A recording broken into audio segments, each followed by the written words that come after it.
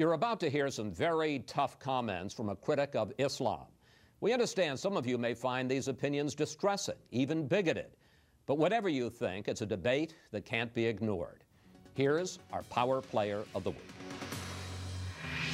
Most of the Muslim individuals who take the trouble to let me know what they think of me think I am a traitor, that I'm an infidel, that I have sold out to the enemy. Ayaan Hirsi Ali is a 37-year-old intellectual who is risking her life to deliver an explosive message that there is something wrong with Islam.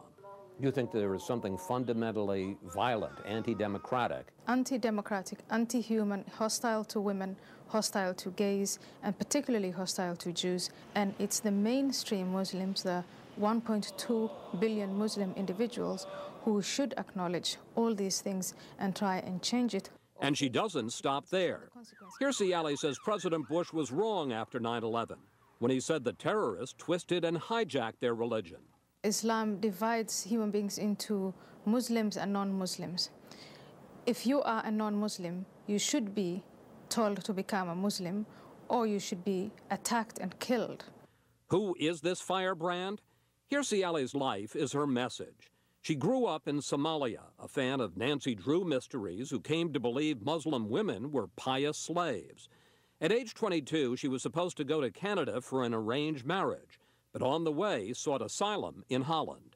I did not want to repeat the same life cycle as my mother and all these other women I had seen who had no control of their lives. She became an activist speaking out for Muslim women and eventually was elected to the Dutch parliament. But in 2004, she took her boldest step. He pronounces me guilty. Helping to write Submission, a documentary in which passages from the Quran about the subordination of women are painted on bodies. The film's director, Theo Van Gogh, was murdered, his throat slit. A note threatening Hirsi Ali stuck to his chest. Devastation, sadness, anger, just powerless. But she is anything but powerless. Hirsi Ali moved to Washington last September, and her autobiography, Infidel, has become a bestseller. There's really nothing wrong with being an infidel, because infidel has now become equal to science, to progress, to humanity, and to freedom. So you wear it as a badge of honor? I wear it as a badge of honor. Now she travels the U.S., lecturing and continuing to write, always surrounded by a heavy security guard.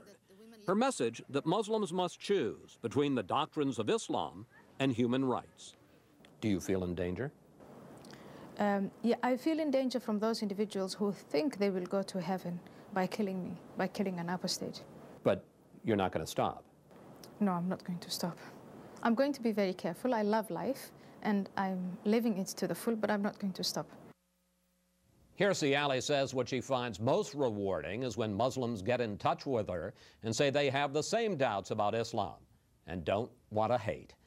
And that's it for today. Have a great week, and we'll see you next Fox News Sunday.